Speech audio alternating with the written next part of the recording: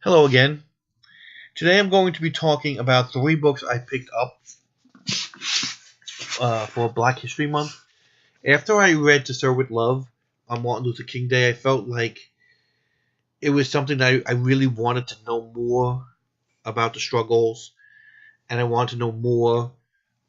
As a reader, that's the greatest thing is knowledge is power, and it's good to see all the different perspectives. And since February is Black History Month or African American History Month or whatever you would call it in your country, I wanted to focus on stories. I have two nonfiction books here and one fiction book to deal with race and to learn a little bit more in my limited scope.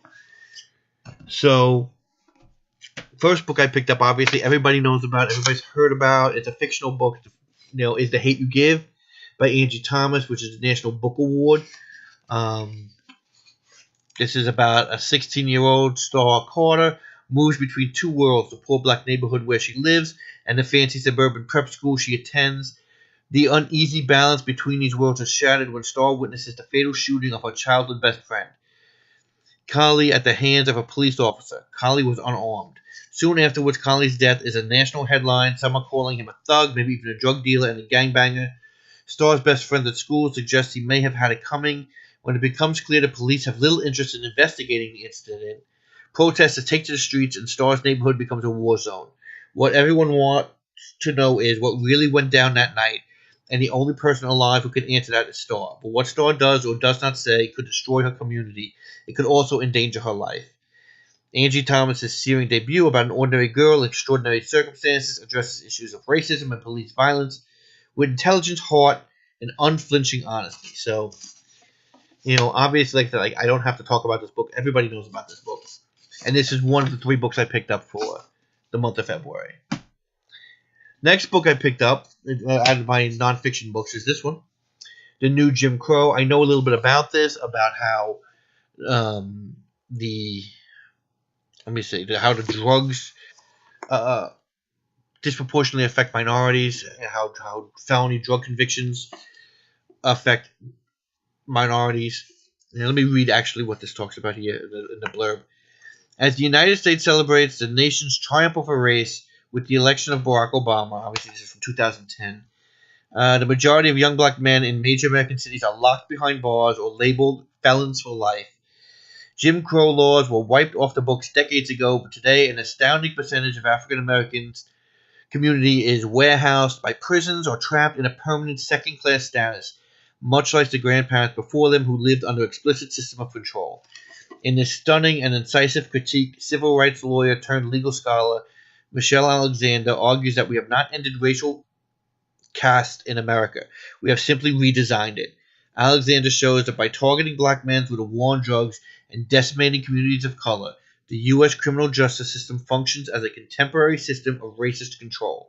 In the current era, it is no longer permissible to use race explicitly as a justification for discrimination, exclusion, and social contempt. Yet it is perfectly legal to discriminate against criminals in nearly all the ways that it was once legal to discriminate African Americans. The old forms of discrimination in employment, housing, education, and public benefits, denial of the right to vote, and exclusion from jury service are suddenly legal once you're labeled a felon. So Alexander challenges the civil rights community and all of us to place mass incarceration at the forefront of a new movement for racial justice in America. So, like I said, this book came out in 2010, I believe,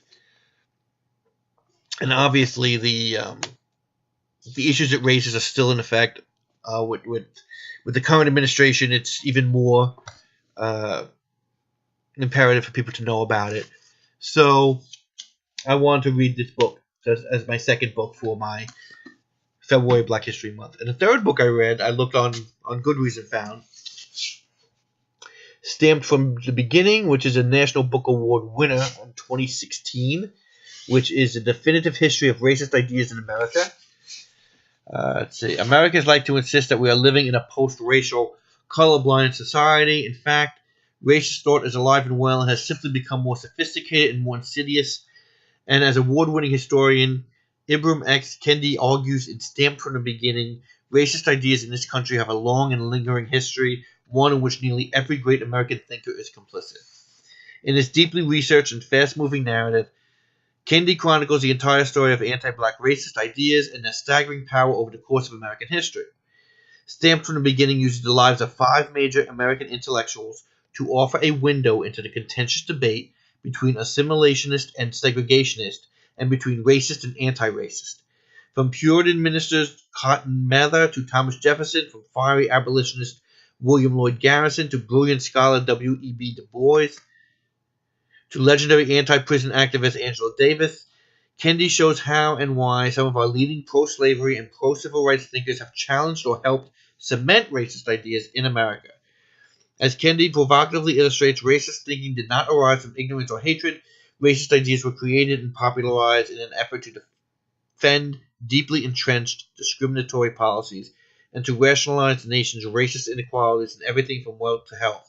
While racist ideas are easily produced and easily consumed, they can also be discredited in shedding much-needed light on the murky history of racist ideas. Stamped from the beginning offers us the tools we need to expose them and in the process give us reasons to hope.